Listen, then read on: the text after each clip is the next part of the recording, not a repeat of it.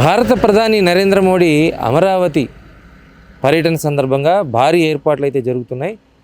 ఇక్కడ ముఖ్యంగా చెప్పుకోవాల్సింది ఒకటి భద్రత, రెండోది ప్రధాని పర్యటించేటువంటి ప్రాంతం. ఇది రాజధాని ప్రాంతం కావడంతో ఇక్కడ పెద్ద ఎత్తున అటు రైతాంగం కానీ ప్రజలు కానీ హర్షధ్వానాలు తెలియజేయడానికి పెద్ద ఎత్తున తరలివచ్చేటువంటి అవకాశం ఉంది.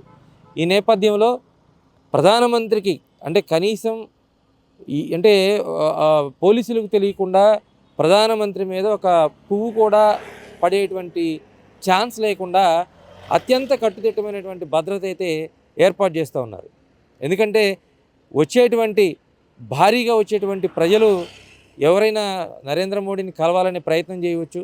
అదేవిధంగా ఇతరత్ర ఏదన్నా ఇబ్బందులు అంటే ట్రాఫిక్కి ఇబ్బంది కానీ ఇట్లా ఇబ్బందులు కానీ ఏమైనా ఉంటాయనేటువంటి ఆలోచనతో రాష్ట్ర ప్రభుత్వం కట్టుదిట్టమైనటువంటి భద్రతా ఏర్పాట్లు అయితే స్పష్టంగా చేస్తుంది. ఎందుకంటే దాదాపు 40 మంది ఐపీఎస్లు అంటే సీనియర్లు కానీ జూనియర్లు కానీ 40 మంది ఐపీఎస్లు ప్రధానమంత్రి పర్యటన నేపథ్యంలో పనిచేస్తున్నటువంటి పరిస్థితి.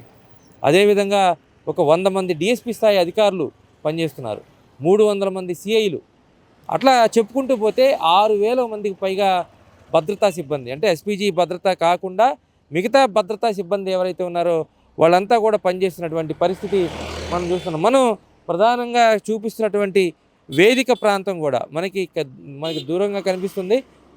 ఇది మొత్తం కూడా 250 ఎకరాల విస్తీర్ణంలో ప్రధానమంత్రి పర్యటనకు సంబంధించినటువంటి ఏర్పాట్లు.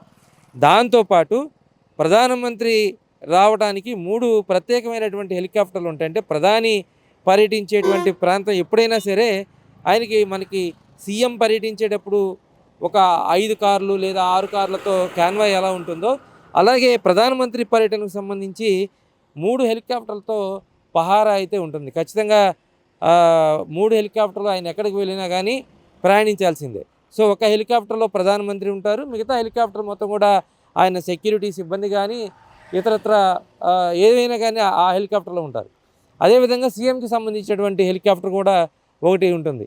ఈ హెలికాప్టర్లకు సంబంధించి 4 హెలికాప్టర్లు ల్యాండ్ అవటం కోసం ప్రత్యేకమైనటువంటి ఏర్పాట్లు చేస్తూ ఉన్నారు. సచివాలయానికి ఎదురుగా ఉన్నటువంటి ఏదైతే హెలిప్యాడ్ ఉందో ఆ హెలిప్యాడ్ ప్రాంతంలో చేస్తున్నటువంటి ఏర్పాట్లు ఇప్పుడు కూడా పూర్తి స్థాయిలో కొలిక్కి వచ్చినట్లుగా తెలుస్తోంది. ఇప్పటికే ఆ ప్రాంతాన్ని ఎస్పీజీ బృందాలు పర్యవేక్షించాయి, పరిశీలించాయి. మరొకసారి భద్రత చెక్ చేసిన తర్వాత అది కూడా గ్రీన్ సిగ్నల్ వచ్చేటువంటి అవకాశం ఉంటుంది. రేపు హెలికాప్టర్కి సంబంధించినటువంటి ట్రయల్ రన్ కూడా ప్రారంభమవుతుంది.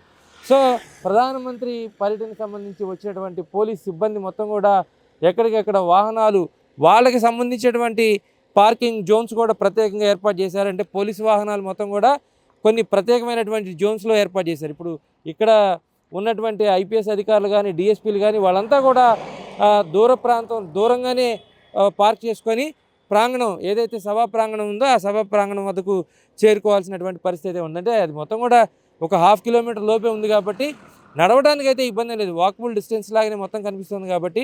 సో ఎక్కడికెక్కడ పార్కింగ్ జోన్స్ ఏర్పాటు చేశారు, భద్రతకు సంబంధించినటువంటి ఏర్పాట్లు పూర్తి స్థాయిలో చేశారు. అదేవిధంగా ప్రధానమంత్రి ప్రయాణించేటువంటి హెలికాప్టర్లు కూడా ప్రత్యేకమైనటువంటి ఏర్పాట్లు చేశారు. అంటే ప్రధానమంత్రి వచ్చి వెళ్ళేంత వరకు కూడా ఇక్కడ చాలా రిస్ట్రిక్షన్స్ ఉంటాయి. అంటే వాయు మార్గంలో కూడా ఈ ప్రాంతంలో ఎలాంటి హెలికాప్టర్ కూడా ఫ్లై అవడానికి కూడా లేకుండా ఉంటుంది. ఎందుకంటే ప్రధాని వచ్చి వెళ్ళేంత వరకు మళ్ళీ తిరిగి ఢిల్లీ చేరుకునేంత వరకు లేదు గన్నవరం ప్రాంతానికి చేరుకునే వరకు హెలికాప్టర్లో వేరే హెలికాప్టర్ చేరుకునేటువంటి ఇక్కడ ఫ్లై అయ్యేటువంటి ఛాన్స్ అయితే ఉండదు.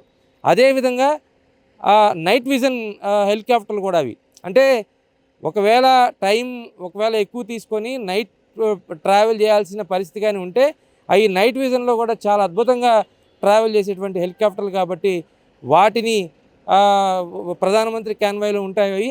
సో ఈ నేపథ్యంలో అటు కట్టుదిట్టమైనటువంటి భద్రతతో పాటు ప్రధాని పర్యటనకు సంబంధించినటువంటి ట్రాన్స్పోర్ట్ సిస్టమ్ కూడా అత్యద్భుతంగా తీర్చిదిద్దేందుకు ఏపీ ప్రభుత్వం కసరత్తులు చేస్తోంది.